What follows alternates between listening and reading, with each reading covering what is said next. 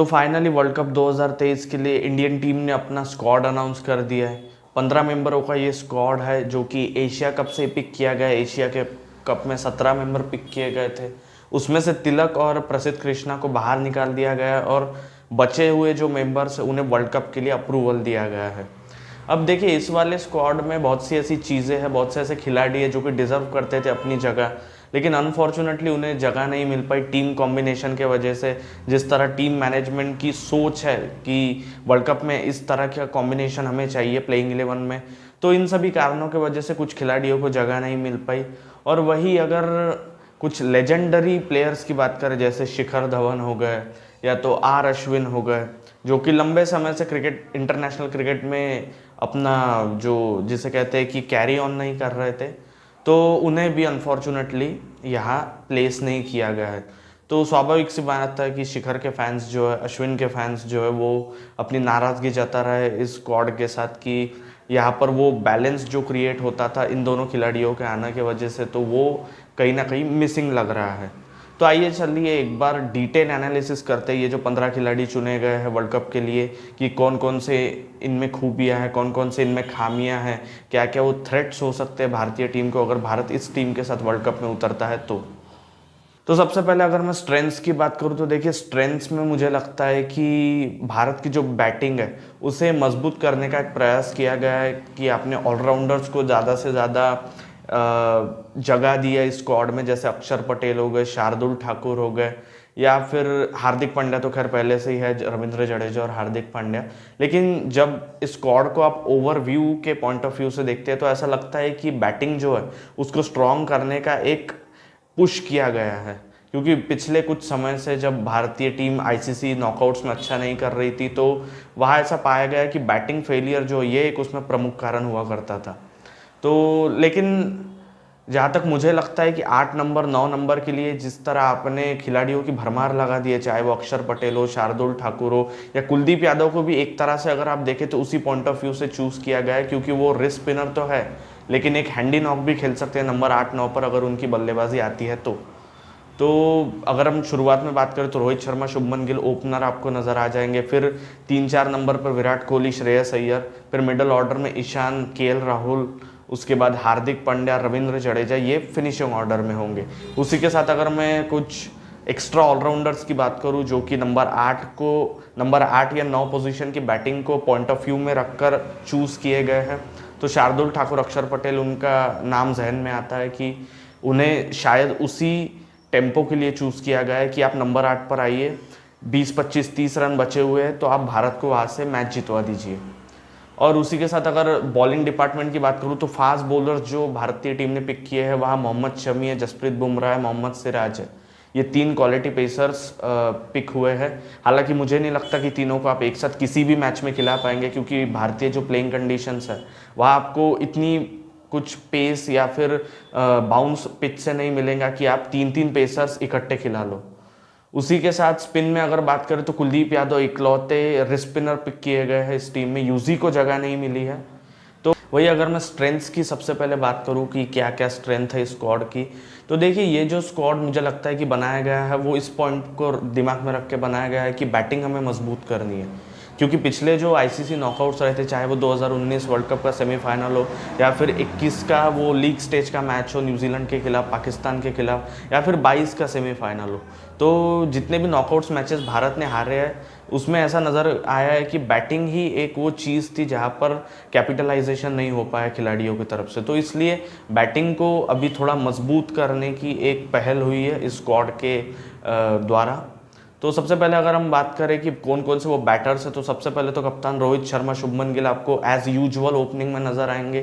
3 number Virat Kohli, फिर 4 number पर श्रेयस अय्यर। तो ये आपका एक टॉप ऑर्डर का खेमा बन जाता है। उसके बाद मिडल में अगर आप आएंगे तो हार्दिक आपको मिलेंगे, ईशान किशन, केएल राहुल आपको मिलेंगे। और फिर फिनिशिंग ऑर्डर की अगर हम बात करें तो वहाँ आपको Ravindra Jadeja as a proper finisher मिलेंगे। वही अगर हम फिर ऑलराउंडर्स की बात करें जो कि बैटिंग ऑलराउंडर्स पिक हुए हैं इस स्क्वाड में, तो अक्षर पटेल और शार्दुल ठाकुर का नाम इंक्लूड किया गया है यहाँ पर, क्योंकि नंबर 8 पर या नंबर 9 पर अब मॉडर्न डे क्रिकेट में आपको ऐसे बल्लेबाज चाहिए जो कि अगर 20-25 रन बचे हुए हो बोर्ड पर बनाने के लिए, तो वो आपको लाइन के क्रॉस लेके जा सके, लाइन क्रॉस करा सके। इसीलिए मुझे लगता है कि batting is the first thing जो कि नज़र में रखी गई है जब ये स्क्वाड को डिज़ाइन किया गया था टीम मैनेजमेंट के द्वारा। तो वही अगर मैं वीकनेसेस की बात करूं कि क्या क्या वीकनेस हो सकती है इस 15 खिलाड़ियों की, या ये जो स्क्वाड पिक हुआ है उसमें जो प्लेयर्स प्लेस किए गए उनकी, तो देखिए सबसे पहले तो दो चीज़ें मेरे जहन में आती है कि एक तो आपके पास एक भी ऑफ स्पिनर नहीं है इस स्क्वाड में। अब भारत जैसी प्लेइंग कंडीशन में जब आप खेल रहे हो, जहाँ पर आपको 10 में से 9 मैचेस में स्पिन की वो असिस्टेंट दिखने ही वाली है पिच से, तो फिर तो आप चाहते हो ना कि आपका जो स्पिन बॉलिंग डिपार्टमेंट है वो पूरी तरह से इक्विप्ड हो किसी भी परिस्थिति में खेलने के लिए, जहाँ आपके पास लेफ्ट आर्म स्पिनर हो, राइट आर्म स्पिनर हो, राइट आर्म लेग स्पिनर हो, left arm leg spinner China man हो। लेकिन राइट आर्म ऑफ स्पिनर के ना होने से ये मुझे लगता है कि कहीं ना कहीं वीकनेस साबित हो सकती है आगे चलकर जब आप टूर्नामेंट खेलेंगे अक्टूबर के महीने में तब। और दूसरी जो चीज़ मेरे ध्यान में आती है वो ऐसी है कि लैक ऑफ लेफ्ट हैंडर्स आपके पास है। देखिए ईशान किशन की जहाँ तक बात है तो मेरा ऐसा मानना है कि टीम मैनेजमेंट जो है वो सबसे पहले केएल राहुल का जो एक्सपीरियंस है उसे वर्ल्ड कप में बैक करेंगी। ईशान किशन जो है वो अभी अभी 10-12 मैचेस खेले हैं, अभी नए आए हैं इंटरनेशनल सर्किट में, खासकर ओडीआई के फॉर्मेट में। तो टीम मैनेजमेंट केएल राहुल के साथ जा सकती है ऐसा मुझे प्रतीत होता है। तो अगर केएल राहुल प्लेइंग 11 में जगह बना लेते तो फिर तो आपके पास टॉप 7 बल्लेबाजों में सिर्फ एक ही लेफ्ट हैंडर है, रविंद्र जडेजा। वो भी ऐसे पोजीशन पर आएंगे जहां आपके पास हार्डली 10 ओवर बचे होंगे या 12 ओवर बचे होंगे। इसलिए लेफ्ट हैंडर्स का ना होना मुझे ऐसा लगता है कि ये कमी साबित हो सकती है भारत की वर्ल्ड कप में। और उसी के साथ अगर आप देखें तो कहीं ना कहीं खिलाड़ियों का, बैटर्स का जो फॉर्म है वो भी चिंता का सबब होगा अभी करंटली, तो क्योंकि रोहित शुभमन ने पिछले नेपाल के मैच में रन तो बनाए हैं लेकिन वो कॉन्फिडेंस का लेबल उनके ऊपर नहीं लगेगा क्योंकि किसी बड़ी टीम के सामने उन्होंने रन नहीं बनाए। और नेपाल के सामने, नेपाल का जिस तरह का कमज़ोर बॉलिंग अटैक है, वहाँ तो अगर आप श्रेयस, ईशान किसी को भी उतार देते तो वो रन बना ही लेते, ये तो हम सब भी जानते हैं। उसी के साथ अगर आप श्रेयस अय्यर की बात करें, वो तो बिल्कुल ही 4-5 महीनों बाद इंजरी से लौट रहे हैं। पहले मैच में थोड़े रस्टी लगे पाकिस्तान के खिलाफ। उसके बाद विराट कोहली, वो उनका फॉर्म ऊपर नीचे रहा है 2019 से। फिर अंत में आके हार्दिक ने रन जरूर बनाए हैं, रविंद्र जडेजा ने भी वेस्ट इंडीज़ के सीरीज से पहले वो भी कंसिस्टेंट रन बना रहे थे। लेकिन जिसे कहते हैं ना कि एक वो फ्लो आपको चाहिए आपके 2-3 बल्लेबाजों में, आपके बैटिंग ऑर्डर में, कि जो कि no matter what the situation, no matter what the playing condition, लेकिन आप उन पर बेट ले सकते हो कि हाँ ये तो रन बना के ही देगा इस वाले गेम में। तो उसकी मुझे कहीं ना कहीं अभी थोड़ी कमी लगती है। तो देखना बहुत दिलचस्प होगा कि किस तरह हमारे खिलाड़ी ये जो आने वाले कुछ गेम्स है ओडीआई गेम्स वर्ल्ड कप से पहले, जैसे कि एशिया कप के 2-3 मैचेस बचे हुए हैं सुपर 4 के, या अगर भारत फाइनल खेलता है तो वो भी एक गेम इंक्लूड आप कर सकते हैं। ऑस्ट्रेलिया की 3 ओडीआई मैचेस की श्रृंखला अभी है, तो इस वाले मैच में किस तरह भारतीय बल्लेबाज वो फॉर्म को ढूंढते हुए नजर आते हैं, ये देखना बहुत ज़्यादा इंटरेस्टिंग होने वाला है। अगर थ्रेट्स की मैं बात करूँ कि क्या क्या थ्रेट्स हो सकते हैं पॉसिबल इस स्क्वाड के खिलाड़ियों को विपक्षी टीमों से वर्ल्ड कप में, तो ऐसा नज़र आता है कि लेग स्पिनर पकड़ सकते हैं आपके बैट्समैनों को, क्योंकि देखिए श्रेयस अय्यर हो, चाहे वो विराट कोहली हो, केएल राहुल हो, रोहित शर्मा भी बहुत हद तक हो, इनकी पिछले 1 या 2 सालों में लेग स्पिनर से वो एक अनबन सी रही है कि जब जब लेग स्पिनर आता है वो 3 में से 1 या 2 बारी आउट कर ही जाता है इन 4 बल्लेबाजों को। तो लेग स्पिनर्स हो सकता है कि एक बहुत बड़ा की फैक्टर हो, एक की थ्रेट हो भारत के बैट्समैनों के लिए वर्ल्ड कप में। और दूसरा एक जो थ्रेट मुझे लगता है कि पेस बॉलिंग की जो ट्रियोज, जो तिगड़ी आजकल बनती जा रही है हर कंट्री के टीम्स में, जैसे कि पाकिस्तान के बाद हारिस, नसीम और शाहीन है। अगर आप ऑस्ट्रेलिया चले जाए तो वहाँ मिचल, पैट और आपको जॉश हेजलवुड नज़र आ जाते हैं। न्यूजीलैंड अगर आप जाए तो Trent Boult, Lockie Ferguson, Tim Southee ध्यान में आते हैं। तो ये जो out and out fast bowlers का एक जो जमावड़ा है, इससे भारतीय टॉप ऑर्डर कहीं ना कहीं बहुत समय से तंग होता आ रहा है, चाहे रोहित शर्मा हो, शुभमन गिल हो, श्रेयस हो, विराट कोहली हो।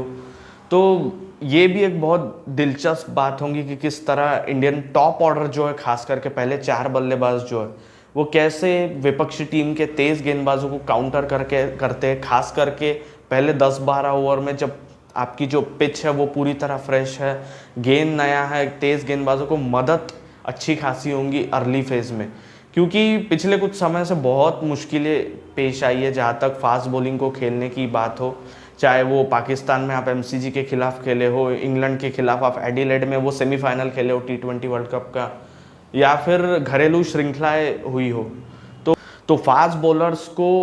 काउंटर करने का ये जो एक, जिसे कहते हैं ना, एक डिमांड अभी है भारतीय टॉप ऑर्डर बैटर्स के अंदर, कि वो किस तरह से तेज गेंदबाजों को खेलेंगे, किस तरह से स्विंग को काउंटर करेंगे, पेस को काउंटर करेंगे। क्योंकि श्रेयस की अगर जहाँ तक आप बात करें, आप उनको तेज बाउंसर डाल दो, 3 डालो, 3 में से वो 2 बार आउट ही हो जाते हैं। रोहित शर्मा, शुभमन गिल की फिर वही कमजोरी है कि कभी पैड उनका लाइन में नहीं आता, कभी बाहर की गेंद को एज वो कर देते हैं। विराट कोहली की अभी हालिया में एक जो कमजोरी निकल कर आई है फास्ट बॉलर्स के खिलाफ, वो ये रही है कि वो एज बहुत कर रहे हैं, ड्रैग डाउन बहुत हो रहे हैं। चाहे वो शाइन के खिलाफ पहले मैच में हो एशिया कप के, या तो उससे पहले